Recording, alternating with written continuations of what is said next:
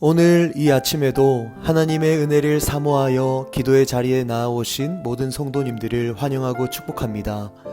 오늘 우리에게 주신 하나님의 말씀은 신약성경 누가복음 18장 15절에서 30절까지의 말씀입니다.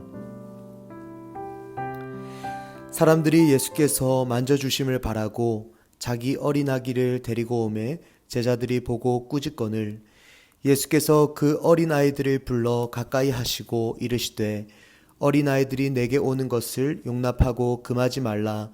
하나님의 나라가 이런 자의 것이니라. 내가 진실로 너희에게 이르노니 누구든지 하나님의 나라를 어린아이와 같이 받아들이지 않는 자는 결단코 거기 들어가지 못하리라 하시니라.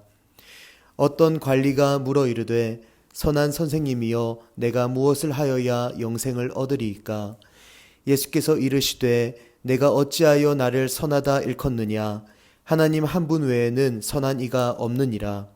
내가 계명을 안 하니 간음하지 말라, 살인하지 말라, 도둑질하지 말라, 거짓 증언하지 말라, 내 부모를 공경하라 하였느니라.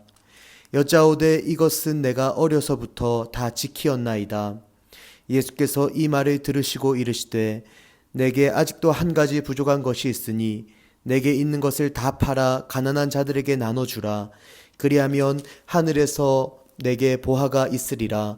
그리고 와서 나를 따르라 하시니 그 사람이 큰 부자이므로 이 말씀을 듣고 심히 근심하더라.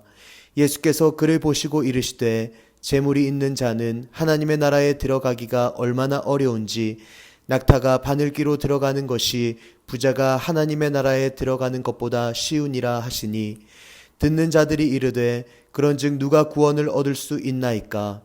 이르시되 무릇 사람이 할 수 없는 것을 하나님은 하실 수 있느니라. 베드로가 여짜오되 보옵소서 우리가 우리의 것을 다 버리고 주를 따랐나이다. 이르시되 내가 진실로 너희에게 이르노니 하나님의 나라를 위하여 집이나 아내나 형제나 부모나 자녀를 버린 자는 현세에 여러 배를 받고 내세에 영생을 받지 못할 자가 없느니라 하시니라. 아멘. 사랑하는 성도 여러분, 오늘도 주님의 말씀을 통하여 지혜와 그리고 살아가는 그 능력을 얻는 귀하고 복된 시간 되기를 사랑하는 주님 이름으로 축복합니다. 삼성그룹 창업주였던 이병철 회장은 임종을 앞두고 자신의 인생을 성찰하면서 24가지 인생 질문서를 작성했습니다. 그리고 질문에 대해 답이 가능한 전문가들을 두루두루 찾아다녔습니다. 그 중에서 2가지 질문만을 여러분들과 나누길 원합니다. 14번째 질문 이렇습니다. 인간이 죽은 후에 영혼은 죽지 않고 천국이나 지옥으로 간다는 것을 어떻게 믿을 수 있나? 16번째 질문입니다. 성경은 부자가 천국에 가는 것을 낙타가 바늘구멍에 들어가는 것에 비유했는데 그렇다면 부자는 악인이란 말인가? 이 2가지 질문 모두 오늘 본문에 그 답이 담겨 있습니다. 사랑하는 여러분, 저는 오늘 본문 말씀을 통해서 영생을 소유한 하나님 나라 백성의 특징을 여러분들과 함께 나누고자 합니다. 한 젊은이가 있었습니다. 그는 부자였고 관리였습니다. 그가 예수님을 향해 질문합니다. 18절 말씀입니다. 어떤 관리가 물어 이르되 선한 선생님이여 내가 무엇을 하여야 영생을 얻으리이까? 아멘. 요즘 청년들은 죽음 이후를 잘 생각하지 않습니다. 지금의 삶이 너무 버겁고 무겁기 때문이죠. 이 젊은이는 영생의 문제, 영혼의 문제를 다루고 있었습니다. 어떻게 살아야 인생이 영원을 향해 나아갈 수 있을까? 이 젊은이에게는 영생과 영혼의 궁금증이 있었던 것입니다. 예수님께서 젊은이의 질문에 이렇게 답하십니다. 20절 말씀입니다. 내가 계명을 안 하니 간음하지 말라, 살인하지 말라, 도둑질하지 말라, 거짓 증언하지 말라, 내 부모를 공경하라 하였느니라. 아멘.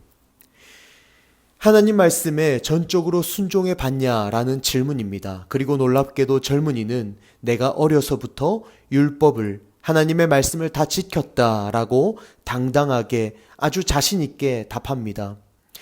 이것은 사실 그의 개인적인 성찰이 깊지 않았다라는 것을 보여주는 대목입니다. 거짓이죠. 왜냐하면 어떤 인생도 하나님의 모든 말씀을 다 지킬 수 없기 때문입니다. 로마서 3장 23절은 모든 사람이 죄를 범하였음에 하나님의 영광에 이르지 못한다 말씀합니다. 로마서 3장 10절에 기록된 바 의인은 없나니 하나도 없다고 선포하고 있습니다. 하나님은 자신의 백성을 위해서 삶의 표준과 준칙을 주셨습니다. 그것이 바로 하나님의 말씀이죠. 그리고 하나님은 하나님의 백성이 아무리 열심히 살아도 결국 죄인임을 알려주기 위하여 말씀을 주셨습니다. 율법의 완성을 이룰 수 없는 죄인임을 깨닫게 되는 거죠. 우리는 말씀 앞에 순종하고자 노력할 때 내가 얼마나 연약한 죄인인지를 처절하게 깨닫게 됩니다. 그래서 예수님께서 내 모든 죄를 안고 십자가에 죽으셔야 할 이유를 알게 되고 십자가 앞에 내가 굴복하게 되며 십자가의 은혜를 구하고 십자가 앞에 제사함을 받고 예수 그리스도를 통해 영생의 축복이 받게 되는 것을 우리는 경험하고 살아가게 되는 것이죠.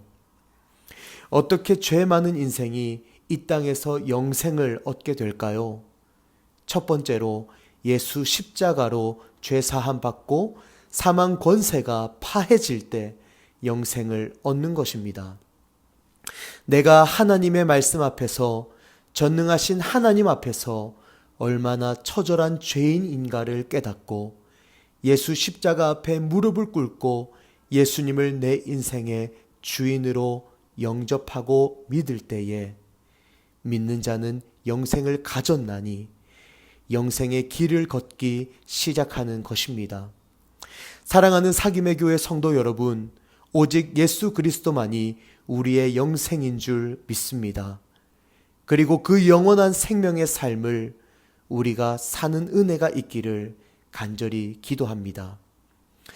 젊은이는 자신은 죄가 없다, 나는 율법을 100% 다 지켰다고 생각합니다. 그래서 예수님은 그에게 요청합니다. 22절 같이 읽겠습니다. 예수께서 이 말을 들으시고 이르시되 내게 아직도 한 가지 부족한 것이 있으니 내게 있는 것을 다 팔아 가난한 자들에게 나눠주라. 그리하면 하늘에서 내게 보화가 있으리라. 그리고 와서 나를 따르라 하시니 아멘. 어떻게 죄 많은 인생이 이 땅에서 영생을 얻게 될까요? 두 번째로 내 인생은 전적으로 주님의 것입니다. 라는 이 신앙 고백이 분명해야 합니다. 내가 아직 한 가지 부족한 것이 있는데 내 소유를 다 팔아 가난한 자들에게 나눠주고 나를 따르라. 예수님께서 말씀하세요. 그에게 재산이 한두 푼 있는 게 아니죠. 100억, 200억을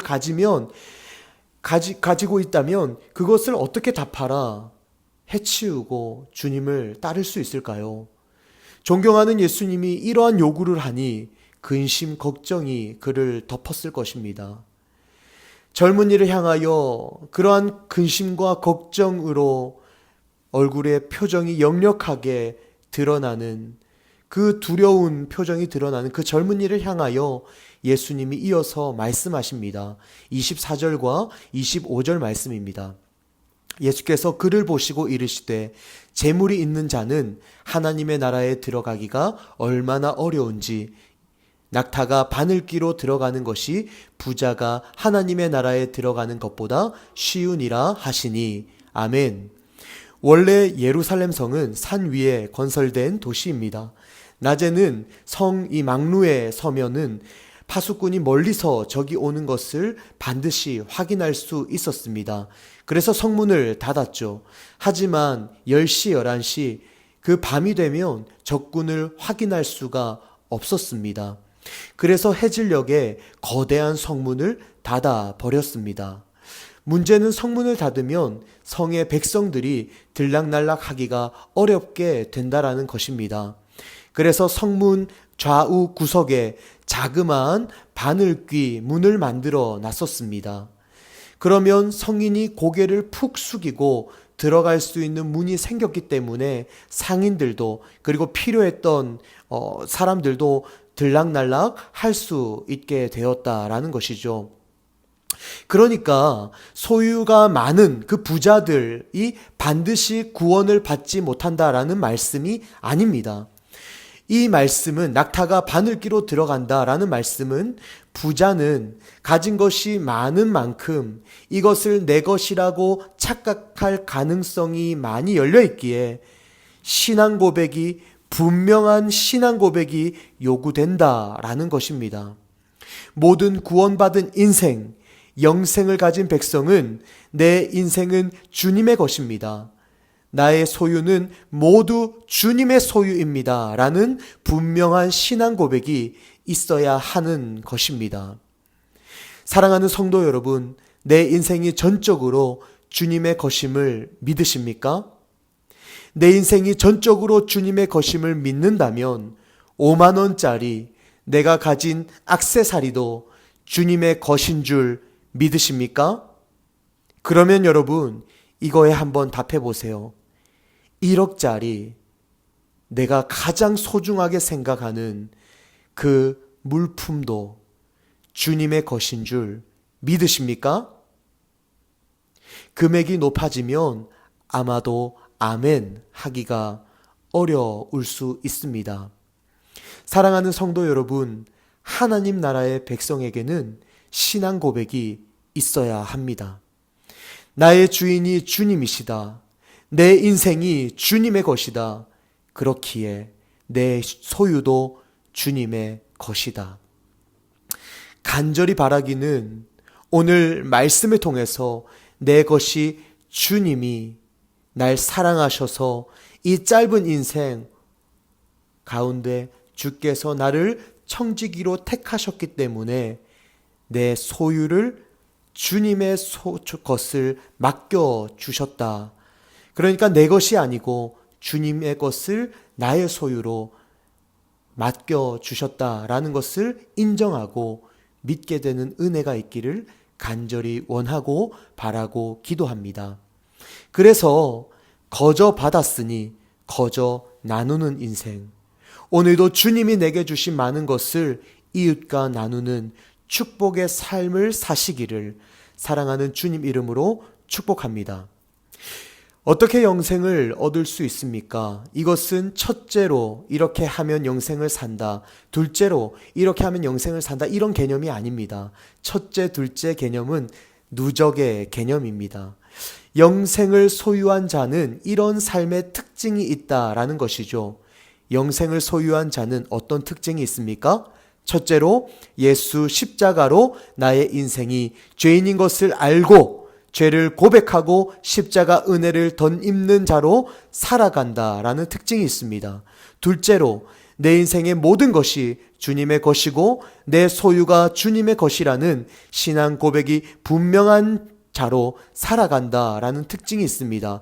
마지막 세 번째, 영생을 소유한 자는 어떤 삶의 특징이 있습니까? 28절입니다.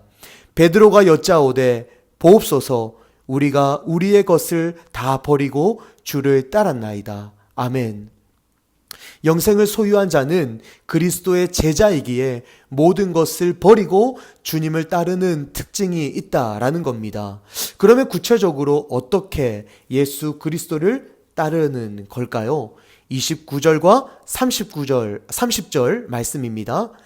이르시되 내가 진실로 너희에게 이르노니 하나님의 나라를 위하여 집이나 아내나 형제나 부모나 자녀를 버린 자는 현세에 여러 배를 받고 내세에 영생을 받지 못할 자가 없느니라 하시니라. 아멘.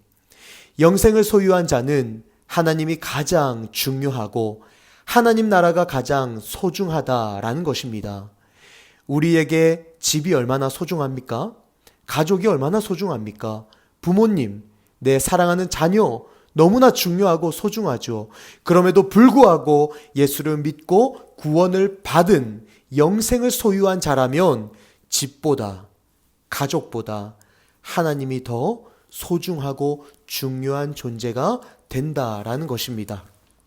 사랑하는 여러분, 집이 소중하지 않다, 가정이 소중하지 않다라는 말이 아닙니다. 여전히 우리에게 살아갈 터전이 중요하고 가족이 소중하지만 그럼에도 불구하고 구원받은 자, 영생을 소유한 자라면 하나님이 더 중요하다라는 말입니다. 기억하십시오. 오늘 우리에게 주시는 말씀은 우리가 사랑하는, 그리고 나보다 나를 더 사랑하시는 예수님이 직접 하신 말씀입니다. 영생을 얻은 백성은 언제든지 하나님 나라, 하나님 예수 그리스도에게 우선권이 있어야 됩니다. 예수님인가 세상인가, 예수님을 선택하는 겁니다. 예수님인가 물질인가, 예수님을 선택한다라는 겁니다. 예수님인가 자존심인가, 아프고 인정하기 싫지만 예수님의 길을 나는 걸어간다, 선택한다라는 것입니다. 영생을 가진 자의 삶은 우리가 흔들리지 않는 고백, 하나님을 향한 신앙의 고백이 분명해야 걸어갈 수 있는 길입니다. 베드로는 이렇게 28절에 말했습니다. 보세요 주님, 우리가 타버리고 예수님 당신을 따릅니다. 그때 예수님께서 말씀하십니다. 내가 진실로 진실로 너희에게 이르노니 하나님의 나라를 위하여, 아멘 할렐루야, 하나님의 나라의 발전을 위해, 하나님의 나라의 건설을 위해, 하나님의 믿는 백성으로 살아가기 위해 하나님의 나라를 가장 사랑하겠습니다. 하나님 말씀을 가장 중요하게 생각하겠습니다. 그 믿음이 영생을 살아가는 백성에게 목숨만큼 중요한 줄 믿습니다. 오늘도 예수 십자가로 구원받은 사랑하는 사김의 교회 성도 여러분, 위대한 하나님 나라를 위하여 기꺼이 헌신의 길을 걸어가는 위대한 하나님 나라의 백성 되기를 기도합니다. 기도하시겠습니다. 영광의 주님, 나를 불쌍히 여겨주시고 구원의 영광을 베풀어 주시니 감사합니다. 하나님 나라 백성으로 하나님 나라를 위하여 내 생애를 온전히 드리게 하여 주옵소서. 나를 받아주시고 성령으로 인생을 인도하여 주옵소서. 그리고 우리 개인의 기도 제목을 놓고 우리의 가정과 다음 세대 자녀들, 청년들을 위해 기도해 주십시오. 또한 하나님께서 예배 처소를 허락해 주셨음에 감사드리며 주중 공간과 필요한 모든 과정 또한 은혜 가운데 잘 준비되어 가기를 기도해 주시기 바랍니다. 마지막으로 나라와 민족과 온 열방에 하나님 나라가 세워지기를 한 마음과 한 뜻으로 기도하며 나아가시겠습니다. 함께 기도하시겠습니다.